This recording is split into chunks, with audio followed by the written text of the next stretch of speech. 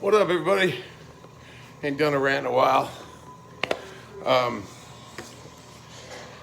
gotta admit, without the positive reinforcement of all the responses, it's not as gratifying. But at the end of the day, since I don't make money off these, it's just a good way for me to, it's kind of like therapeutic for me. And I don't think the lack of responses is due to any of you. I think that, Facebook's went in and, to most of my friends' accounts and had them unfollow me. I know I can't tag about half my friends in posts. It's just, I don't care. It is what it is. Got much more important things to worry about.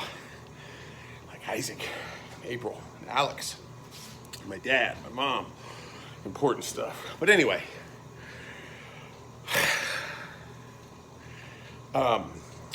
sorry for whining to you guys. Anyway, here's the thing. That's not what this post is about. This post is about our homeless situation in Lane County, and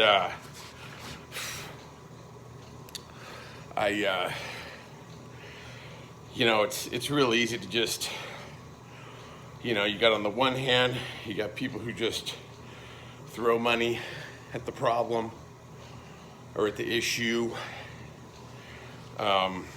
which is really easy to do when it's not money from your personal bank account. Then on the other hand, but at the same time, at least they're trying to do something, and they, I guess it makes them feel good. I just think there's a lot of lack of understanding about people that are in these tough spots. Of course, the big defense for a lot of homeless people is that it's more of a mental health issue than anything else, and I would agree. There's definitely a huge amount of mental health issues going on, not just in the homeless. I mean, regardless of which side of the aisle you're on, I think half the country's suffering from some sort of mass hypnosis, mental illness. If you're on the other side of that, if you lean a different way than I do politically, you probably think I'm suffering from mass hypnosis, mental health issues. So it's not just the homeless.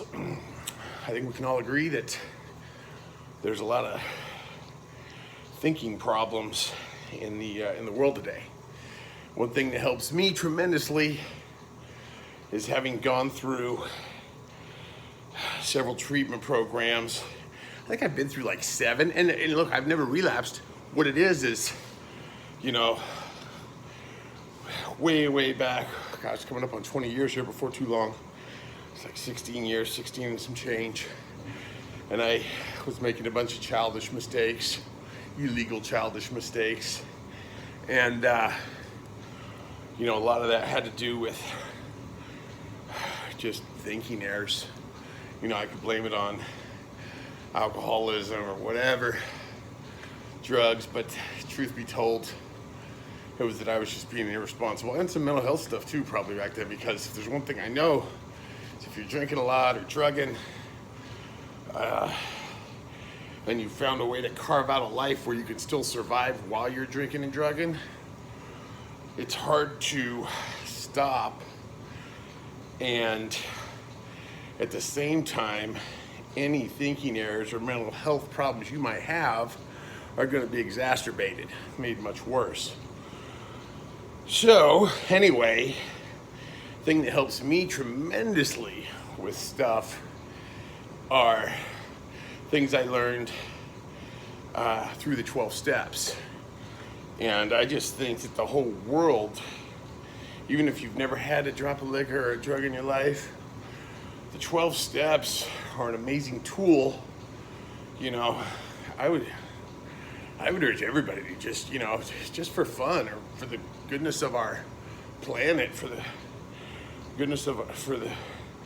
greatness of all we can be, and I can be a lot more than I am, but the 12 steps are just a tremendous tool. And treatment for me was a tremendous tool way back 16 years ago. You know, I say, oh, all the treatments I've been through. So, you know, I got in trouble. My lawyer's like, had a great lawyer, slick lawyer, good dude, John Collego. He's like, look, okay, you need a job yesterday. So I get this shitty job. And boy, that was an eye-opener. And then he's like, and I need you, we're putting you in inpatient treatment immediately. And you're probably gonna have to wait a month or two before you can go in. But in the meantime, I want you to go to an AA meeting in the morning and after work. And if you can squeeze one in at lunch, that's two. Have the secretary of the meeting sign it. And we're gonna do that and document all the work you're doing to change your life.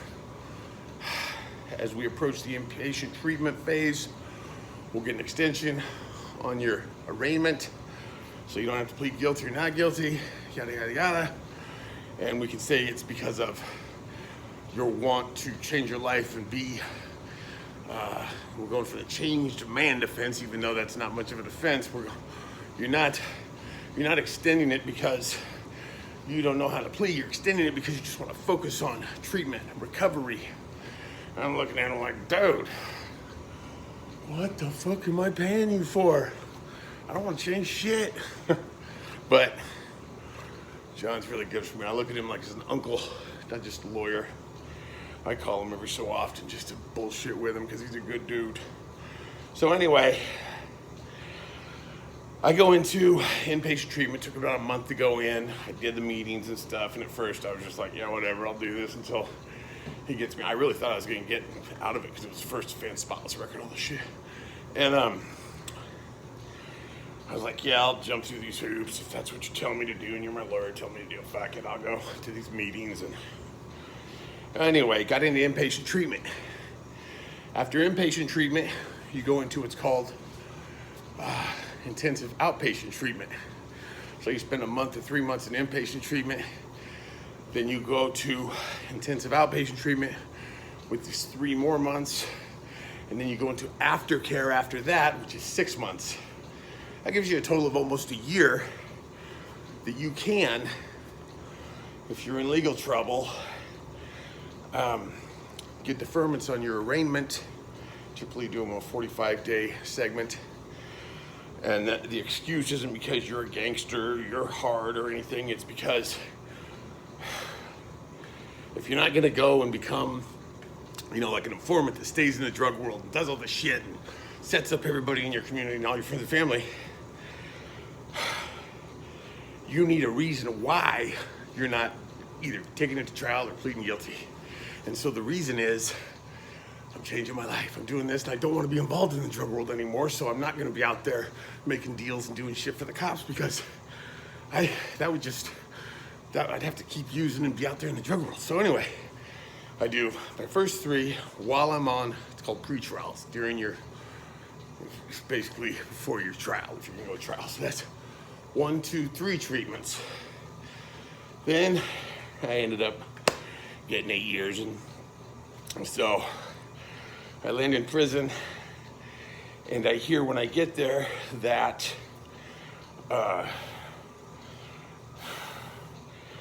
there's a program at the end of your sentence that if you do, it's another basically an inpatient treatment thing where one whole unit is dedicated to, it's called the drug and alcohol program. And if you do that program, you can get up to a year knocked off your sentence. Now, that's a lot of time, so that's a good thing. And I go to the legal library, I read up on it and all this shit. And I ask a few of the counselors about it.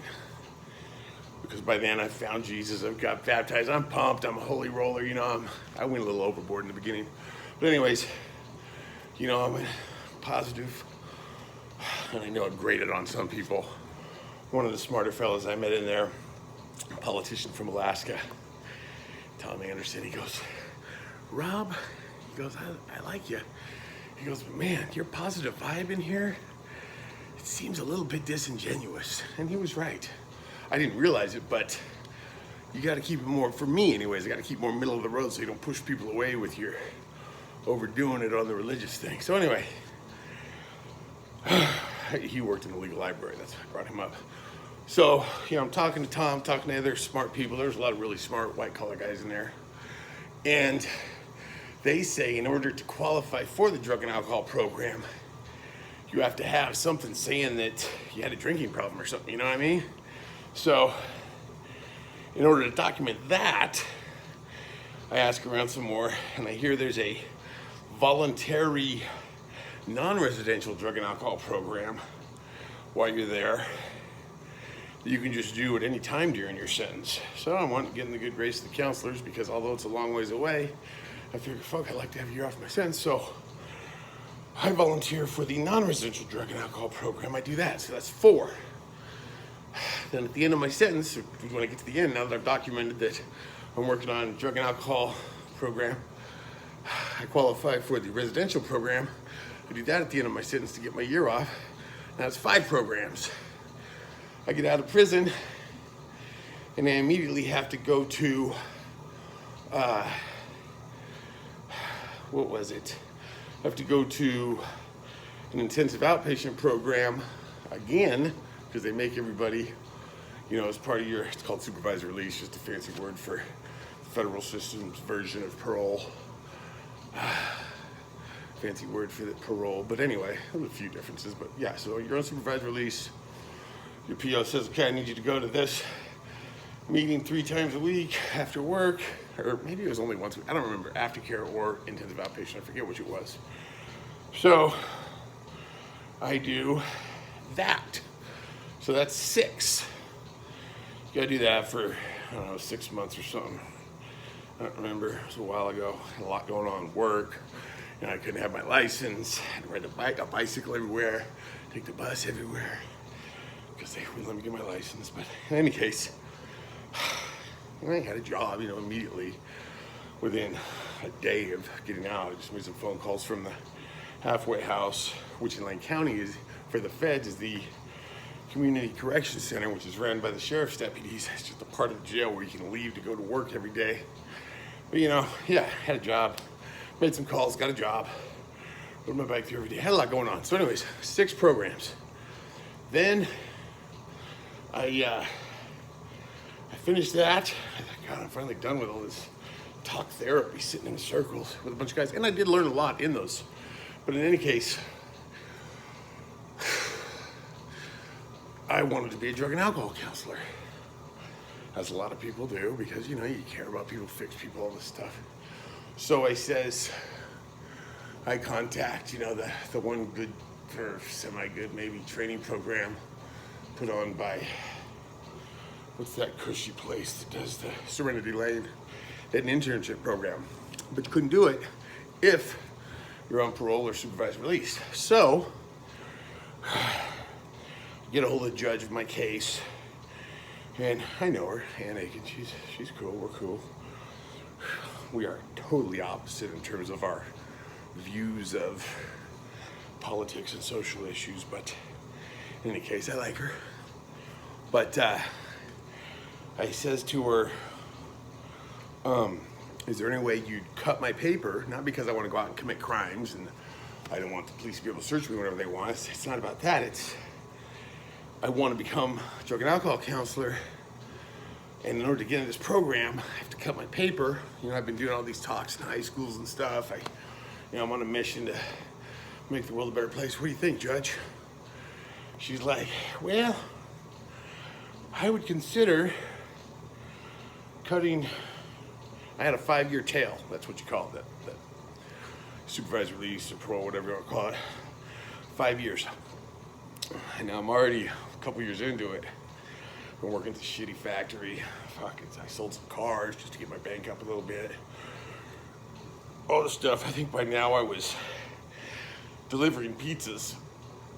Because it is hard, and it's humbling. You gotta do a lot of stuff when you get your life back on track. In order to get back on track, I'm willing to do whatever, which is all better than the jobs I had in prison, so I didn't mind.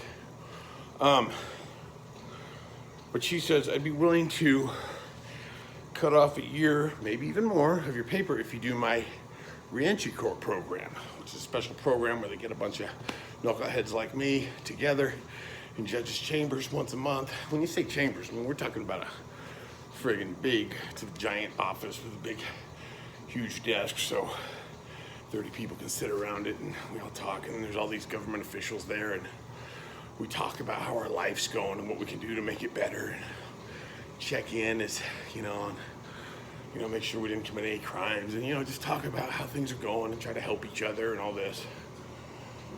I was like, I don't want to do your drug. I'm so tired of listening to do-gooders tell me this, that, and the other. I mean, I saved my life, made me a better person, but I'd had enough. But I was like, okay, I'll do it just to get my paper cut. Paper cut, time off your supervised release. So I did it. Now we're already up to 6 treatment. Now, if you do reentry court, you gotta do another treatment. So that's 7. 7 treatments. You gotta do treatment while you're in reentry court. Go back to treatment again. So 7 treatments, no relapses. Anyways, did a lot of treatment. And she ended up cutting, I don't know, a year or 2 off my time. By then, I had done a lot of research on drug and alcohol counseling and decided that's not what I want to do. In the meantime, I got blessed with an opportunity where I work now, and I've been there forever. I mean, ever since then. I've been there, it's coming up on 7 years, I think. And it's a great organization. Amazing. They treat us very good. It's a lot of work, it's a lot of hard work, but it's good. So anyways, the reason I bring all that up, this is a damn long video, sorry everybody. But since I've been algorithm, most of you won't watch it anyway. Anyway, I bring up the treatment because all that treatment and AA meetings and stuff like that. So I've seen and heard a lot about mental health issues, about drugs and alcohol, about just a lot. And I've seen a lot of stuff. I've got a lot of friends who've changed their life around. So I do know step-by-step ways to make it all work. And jeepers, I've got to go to the bathroom. Okay, so shit. You know the video is gonna be this long. I'll be right back.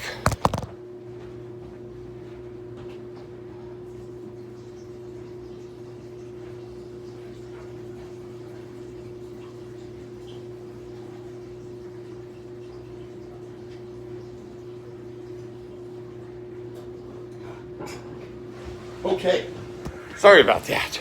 That's probably a first. A guy doing a friggin' podcast who stops to go to the bathroom. Anyway, so I've learned a lot, having been through the system, having been through a lot of different programs and all that. And so there's step-by-step things you can do to get out of bad situations and make your life a better place at the same time. I'm not saying you can get out of legal trouble, but you can make your life better. If you don't have legal trouble. If you do have legal trouble, it's still good because it'll help you deal with things like prison if you have to go do some time or whatever.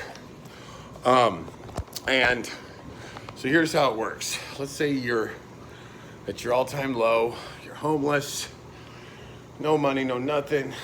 You got a backpack with some stuff in it. That's your life. You fly a sign to get some extra money to feed your habit. You go to all the different food banks and charitable organizations.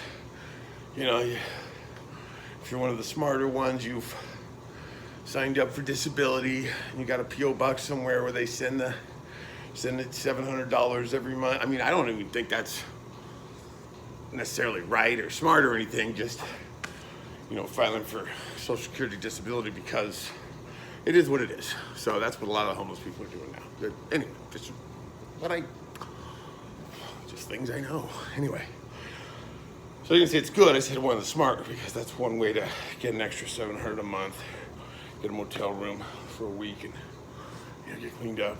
In any case, whatever. That's how you're living. That's how you're going. And that's a pretty rough situation. Probably some mental health issues, probably some addiction issues. So first step is in this step-by-step thing, because what I'm doing here is a step-by-step thing, not just saying, oh, everybody needs to get off their ass and go to work. It's not that easy necessarily.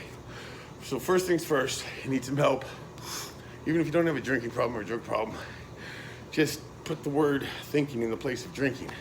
got a thinking problem maybe. Well, even if you have mental health issues, thinking problems, or drinking problems, or drug problems, whatever, or all three. So you go over to Whitebird. Whitebird will sit with you and take your information and get you signed up for Oregon Health Plan. Then your treatment will be paid for. Okay? So you go over to Whitebird.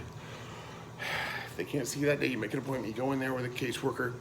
You get on their machine. You walk out with a number that says you're cleared for Oregon Health Plan. That's good. Then, next stop is, depending on how hard, if you do have some addiction problems, if you're, if you're on any of the opiates and you're deep into it, you're probably gonna need Buckley Center to wean you off of the opiates. Same with alcohol. If you're a meth or a coke guy, gal, then you can probably go straight to inpatient treatment because you'll just be tired. You won't necessarily die from cutting off the stuff. If you go to Buckley Center, probably get you set up with some Suboxone.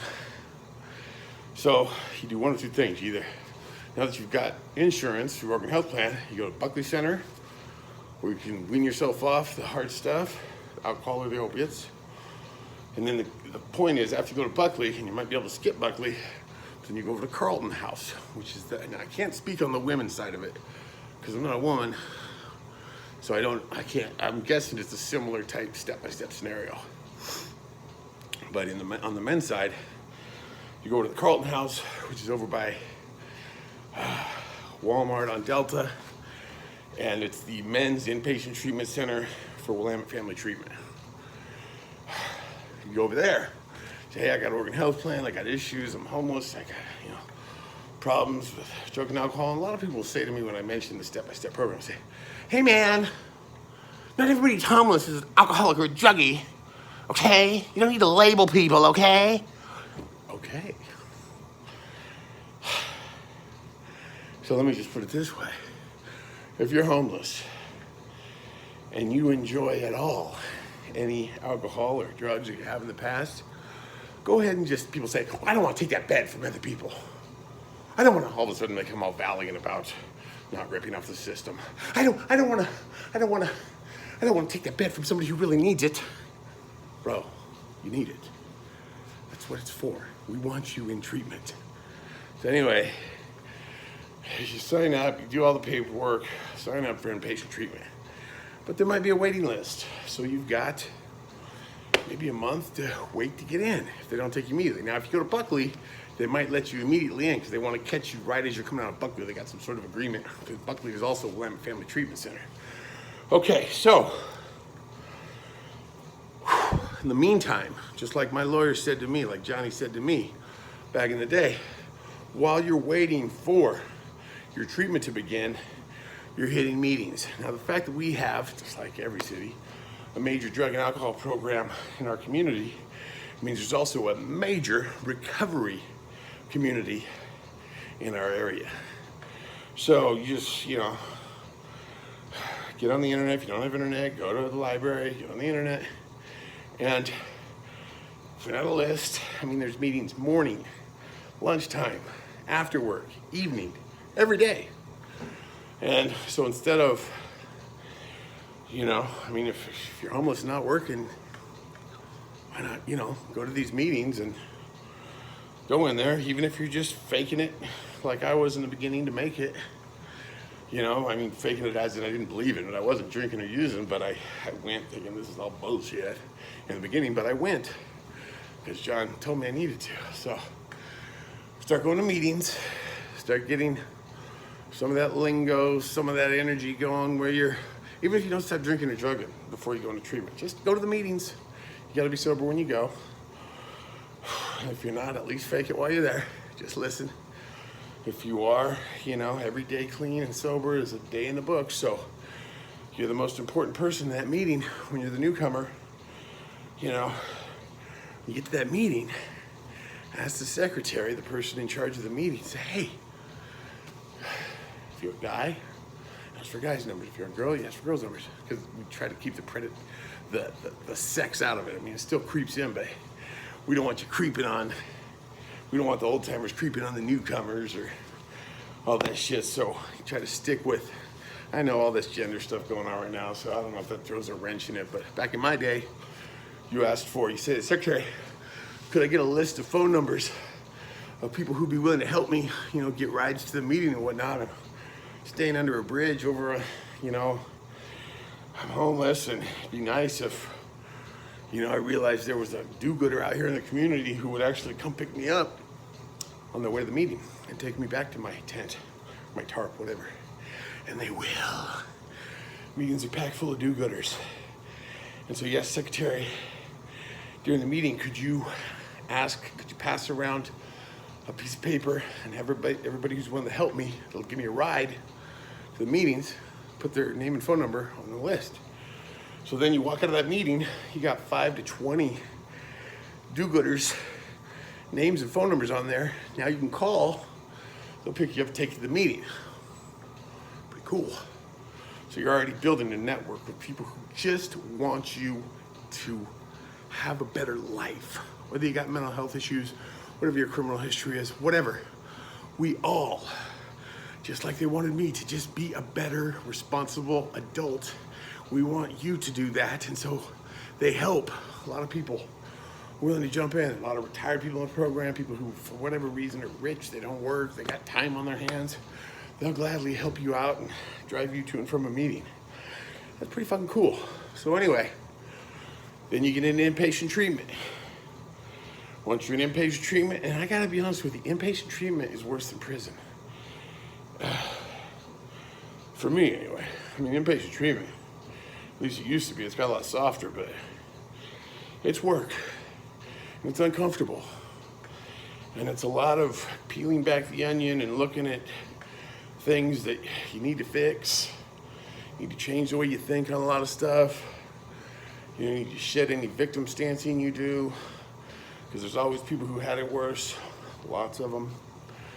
You need to cut way down on the dishonesty, because most people think that dishonesty is just an out-and-out lie, but there's actually like 11 ways of dishonesty that I studied anyway. All kinds of little ways, leaving out the rest of the story. I'll put them in the comments, but there's, minimizing, reading in. I could listen. I'll put them in the comments.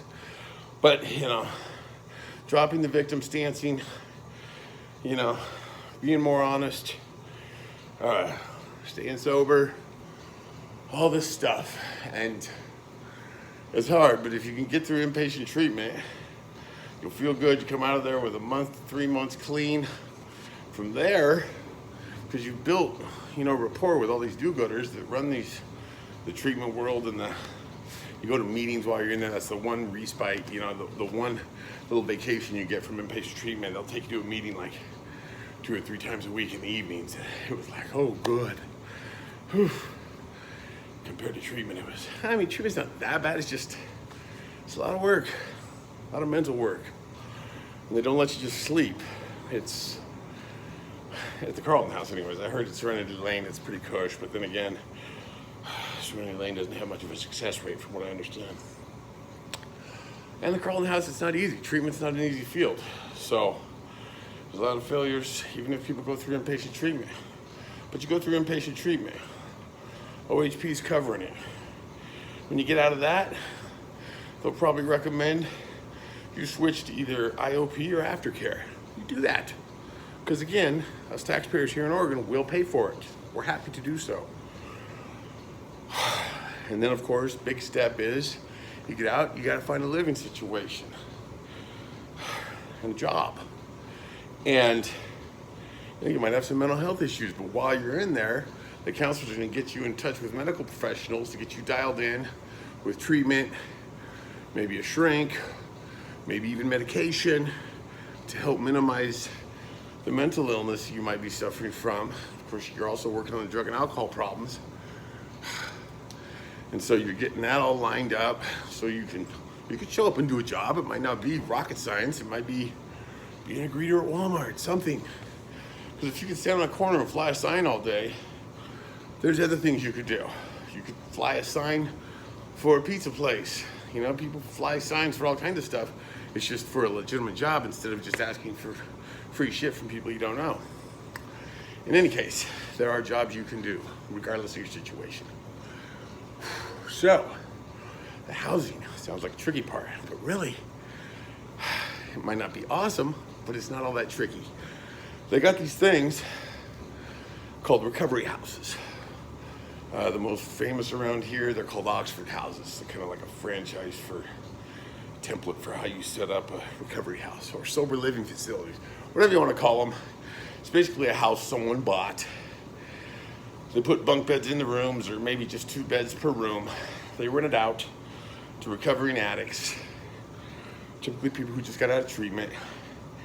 And it might only be, back in the day it was only $300 a month. It might be up to $400, maybe $500, but shit, they're paying $15 an hour minimum wage now, so I think you can afford it. You get a little minimum wage job. But it's cheap rent compared to renting an apartment for $1,000 or a mortgage for $1,500 to $2,500. So, and you're networking while you're in there. The counselor's saying, okay, what do you want to do when you get out? We're going to have to get you into a recovery house. Take them up on that.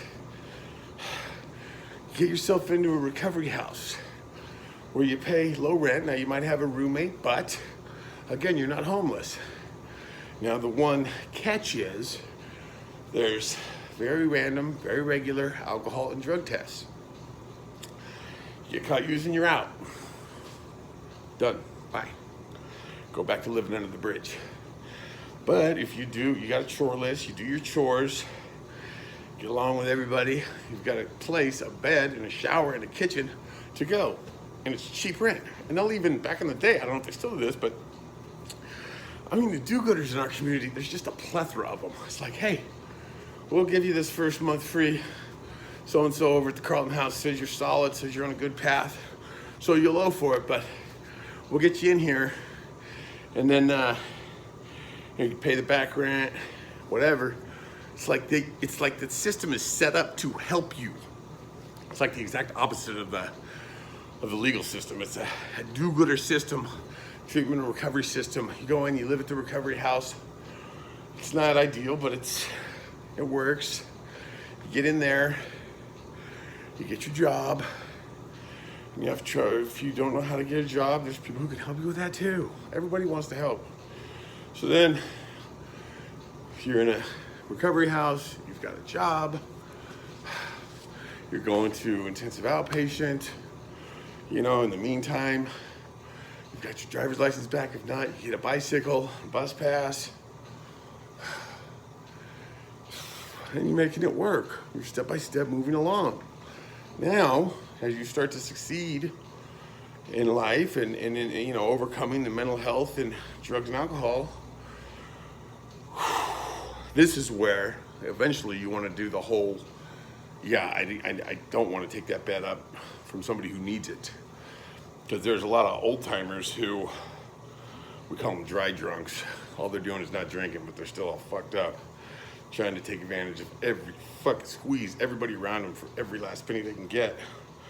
But not in like a wholesome way, not in like a, hey, could you give me a job or something? More like I'm just gonna take as much free shit as I can, and that's how I'm gonna succeed. So anyways, after you've been in the recovery house for a couple of years, maybe less if you get your shit really together really fast, you look around, you find, maybe you meet some people in the, I think when you're in a recovery house, you gotta go to 1 or 2 meetings a week. So you're gonna meet a lot of people. Pretty soon you're the guy with the car, putting your name on the list that the secretary asked for, so you can give a newcomer a ride to the meeting.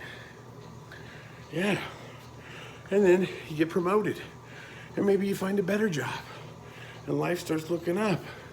So then, of course, after a year or two doing that, you rent an apartment with somebody else who's in recovery.